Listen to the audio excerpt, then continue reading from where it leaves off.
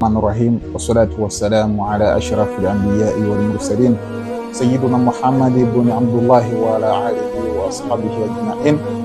Ndugu zangu katika imani, ni baada ya kumshukuru Mwenyezi Mungu Subhanahu wa Ta'ala, namtakia rehema na amani ziwe juu yake na kipenzi chetu nabii na wetu Muhammad sallallahu alaihi wasallam. Na ni mwezi mtukufu wa Ramadhani umeingia, na ninasaha juu ya wale ambaye walikuwa wameandamana mwezi wa Saudia, na pia wale wanaosubiri mwezi wa kitaifa. Ni sawa atakayempenda kumfuata ule wa Saudia, ni sawa atakayempenda kumfuata ule wa Tanzania na mwingine wa Katari na Amerika mfuate, na wale wanaofuata wa mji wao pia ni sawa. Hakuna jambo la kuleta itilafu, sote tupo kwenye sawa sawa, kwenye laini sawa ambaye inazungumzia nini? Mwenyezi Mungu sote ametufaradisha kaingia katika kufunga bila ametutajia katika Qur'an. Baada a'udhu billahi minash shaitani rajim, ya ayyuhalladhina amanu kutiba alaykumus siyam. Kutiba alaykumus siyam, Mwenyezi Mungu Subhanahu wa Ta'ala akusudia kusema enyi mlioamini mmefaradishiwa kufunga. Tumefaradishiwa kufunga mwezi mtukufu wa Ramadhani kama kutiba ala alladhina min qablikum la'allakum tattaqun, vile aliowafaradishwa waliokuwa kabla yetu. Hivyo sio sisi wa kwanza kufunga, lakini tunakusudia nini kwenye hii ayat? Tunaangalia mwisho wa ayat, anasema la'allakum tattaqun. Hatuwezi kuingia katika mwezi mtukufu wa Ramadhani bila takwa. Kuna baadhi ya watu Waislamu wa majina, kuna baadhi wa Waislamu wa Ramadhani, kuna baadhi wa Waislamu wa Idi, kuna baadhi ya Waislamu wa vazi tu, kuna baadhi ya Waislamu wasubiri Idi.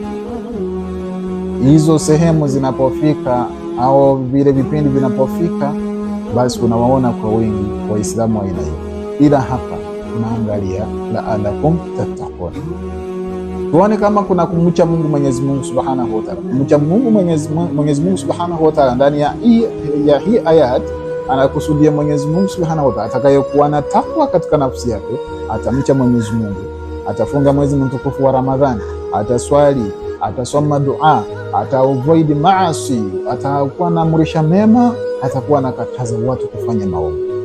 Huu ndio mwezi. Lakini ikifika mwezi mtukufu wa Ramadhani, baadhi ya watu wengine wataacha maovu, alafu baada ya mwezi wa Ramadhani kuisha wataanzisha mali walipostoka. Mwezi wa Ramadhani darsa inafaa kubadilisha kuanzia mwanzo mpaka mwisho. Unapoisha mwezi wa Ramadhani, wafaa kuendelea vile vile ulikuwa unajitreat kutoka nyuma. Sio hivyo tu kabisa. Mwenyezi Mungu asema ayyaman ma'dudat faman kana minkum maridan au ala safarin fa'iddatun min ayyamin ukhra. Nifunga kufunga Mwenyezi Mungu paka akaje kuangalia ayyamin ma'dudat. Kuna baadhi ya watu ambaye hawataweza kufunga siku zote, siku 29 au siku 30 hawataweza kufikisha. Kuna baadhi ya watu watakuwa maridhan, watu wagonjwa, au ana safarini, au watu wenye wapo safarini wamepewa ruhusa ya kufanyaje, ya kukosa kufunga ili uweze kutekeleza ibada yao ya kutembea. Huenda mtu amesafiri anaenda kutembelea mji fulani, akasema mimi hii safari ni refu, lakini kufunga ukataze kufunga kwa sababu unatoka hapa unaenda Mombasa hapa. Sema hii safari ni refu sana, sitaweza kufunga. Utaweza kufunga ndugu yangu, iwapo tutatofautiana katika masala hayo, lakini ukijua vizuri kutoka Nairobi saa 7, saa 11 uko Mombasa, kuna haja gani yako kufungua saumu ndugu yangu? Hamna. Ndio hivyo ikaja na mwenye kuwa mgonjwa au mwenye hapo safarini, basi afunge siku nyingine baada yake. Hiyo sio lazima, hiyo idhini ipo hapo. Baadhi yao ni wanawake ambao wanaingia katika siku zao za hedhi, wanaruhusiwa, basi wanaambiwa wafunge baada ya siku zingine baada ya kile kipindi. Mwezi mtukufu wa Ramadhani, shahru Ramadhana alladhi unzila fihi alquran hudan linnas. Huu ndio mwezi tuliopokea Qur'ani karimu ambaye imetuongoza sisi binadamu kutoka njia iliyokuwa ya upotovu kutokaelekezwa kwa njia ya iliyonyooka. Na ndio maana tunasisitiza sana watu kusoma Qur'ani kwa wengi. Maimamu Bukhari walikuwa wanazingatia mambo mengine, lakini Qur'ani kwa siku wanaisoma, unapata kwa siku wanaimaliza Qur'ani mzima. amemaliza. Je, sisi twaweza? Ndio maana ikifika Mwenyezi Mungu asema, wa idha sa'alaka ibadi anni fa inni qarib. Ukiwa umetataka kumtaja Mwenyezi Mungu Subhanahu wa Ta'ala, mtaja asema inni qarib, fa inni qarib, nipo karibu nawe. Kwa hivyo ndugu zangu katika imani, mwezi huu tuzidishe kufanya khair mingi. Uliomo tulisha waliofunga, kufuturisha waliofunga.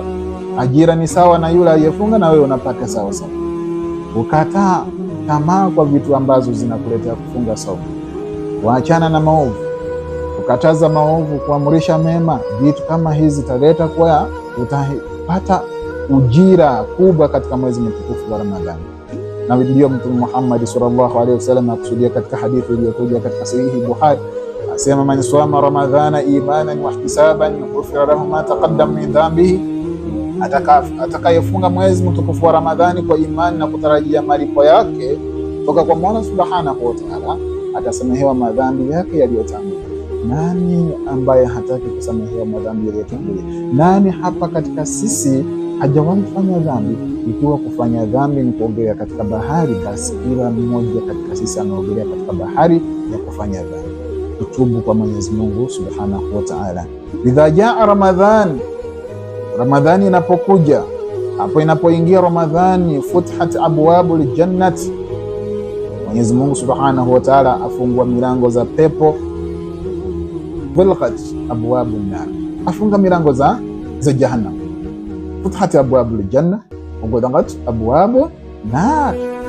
Katika hii riwaya nyingine nasema wasilsilatu shayatin, amufunga shayatin. Alafu mtu ataingia katika mwezi mtukufu wa Ramadhani, ameingia kulala na mkewe mchana tu, alafu kisha asema shetani kanibembeleza. Hakuna shetani hapo. Ndio maana tumekusudia katika ayati ya kwanza tukasema la'allakum tattaqun, ikiwa uko na takwa hautamuingia mkeo mchana. Lakini kuna baadhi ya vitu ambavyo vinaruhusiwa katika mwezi mtukufu wa Ramadhani. Tukimalizia hadithi ambayo imekuja katika sahihi iliyosimulia ni Aisha radhiallahu anha, asema Mtume Muhammad sasa hizi vitu alivifanya: mbusu mkewe, mkumbatia, na vile vile kuna lugha nyingine kumkumbatia. Vile maulama wengine wameweza kufafanua hadithi ambaye Aisha asema romance yafanyiwa kwake kwa kumshika. Kuna mwenzao jua kumshika sehemu fulani atahisi vizuri, lakini kiwa nimeruhusika na kuna shurutu moja haijaruhusika kwako wewe kijana ambaye una hisia za juu sana, ambao utamgusa msichana, umalize kama umefungua somo yako. Hili jambo lilikubalika kwa Mtume Muhammad sallallahu alaihi wasallam. Maana nini? Yeye alikuwa anaweza kujikontrol, wewe huwezi kujikontrol ndugu yangu. Wale babu wetu ambao wapo umri ya 60 kwenda juu bado wanakuwa ya kufunga mwezi mtukufu wa Ramadhani, wanaweza wabusu wake zao. Mama zetu wanaweza busu, lakini maana nini? Wanaweza kontrol shahawa yao. Kwa hivyo ndugu zangu katika imani, tujikinge na tutahadhari na vitu ambavyo vinaweza kupungua saumu zetu katika mwezi mtukufu wa Ramadhani. Tupatane katika episode ya pili. Innahu waliyudhalika wal qadiru alayhi. Wa sallallahu ala sayyidina Muhammad wa ala alihi wa sahbihi wasallam.